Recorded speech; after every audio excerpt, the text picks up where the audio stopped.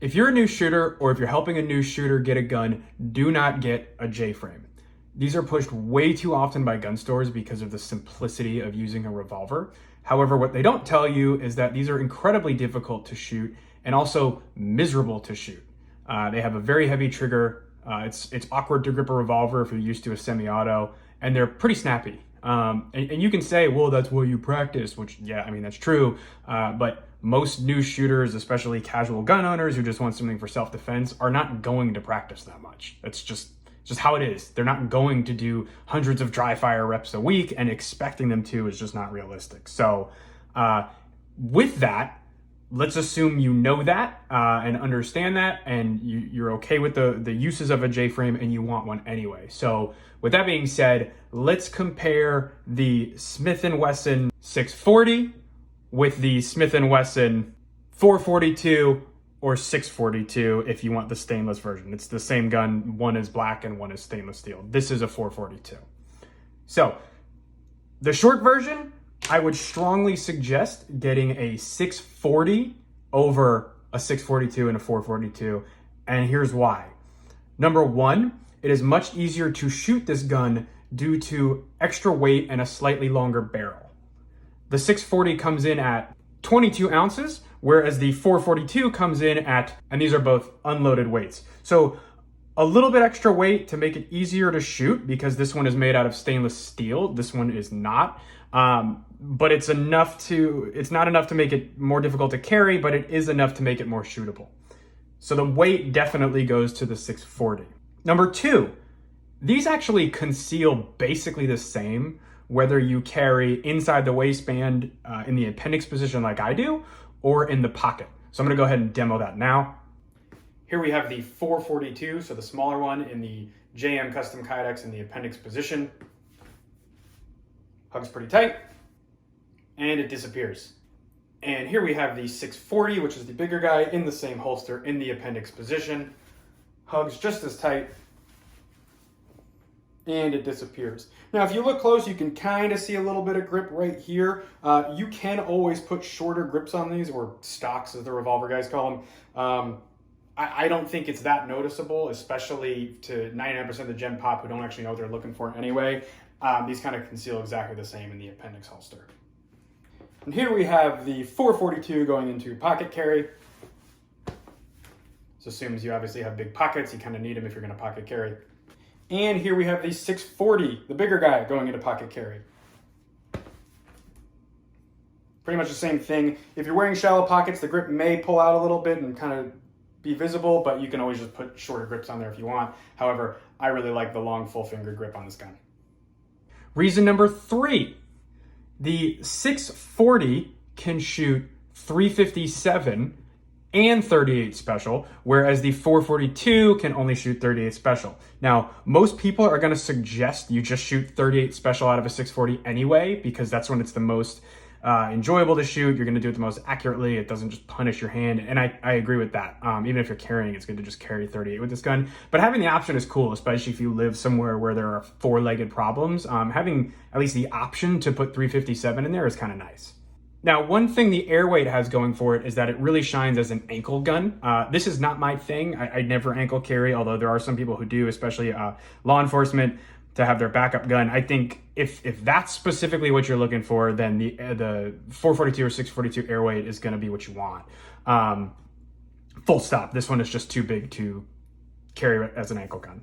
Okay, so you've decided to get a J-frame. There's a couple things you should know before you buy one, and just other kind of gear you're going to need to go along with it. And this will kind of hopefully be your one-stop shop. So first of all, you're going to try to want to find a model that is a no-lock model.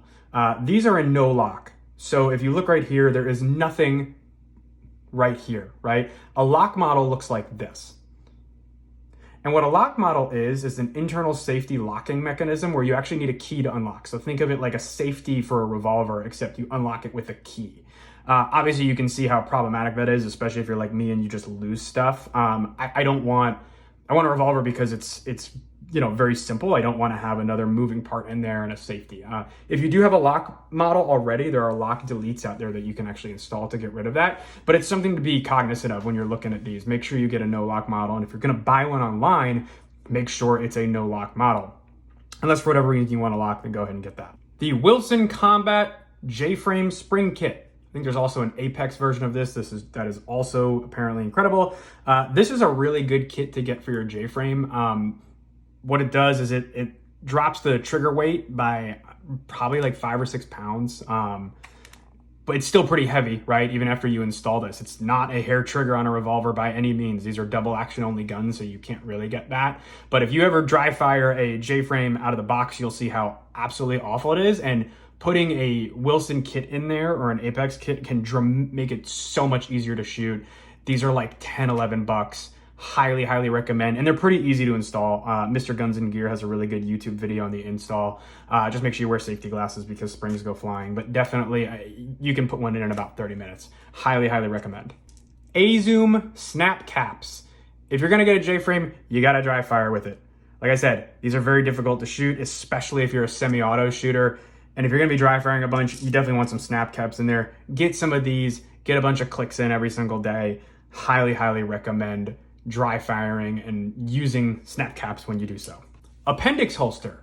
The best one I've used for J-frames has still been the JM Custom Kydex classic AIWB holster. I know Darkstar Gear does make a incredible holster for these as well. I've just never used one, but everyone I know who's knowledgeable on J-frames loves that holster too. I think it's called the Apollo. So that would be definitely a good one to get. If you're gonna get a holster, make sure you get one for the 640 because it'll actually work with both guns, as you can kind of see here. This is, and actually this is one made for the smaller ones. So the 640, as you can see here, will still work in it, will still work inside of it, but it just kind of touches the bottom there. This one's really made for a 642, 442.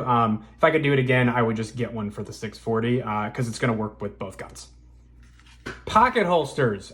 There's a lot of debate about whether you even need a pocket holster with these because the trigger is so damn heavy. I still would use it anyway. I don't like having my gun flopping around in the pocket. I want a pocket holster there.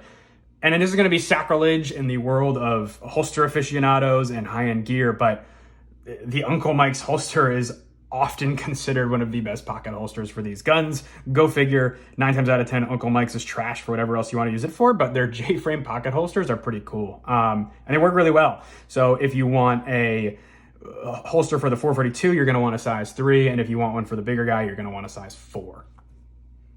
Hope this helps you guys. Just to drive home one final point about J-frames, remember these are incredibly difficult guns to shoot.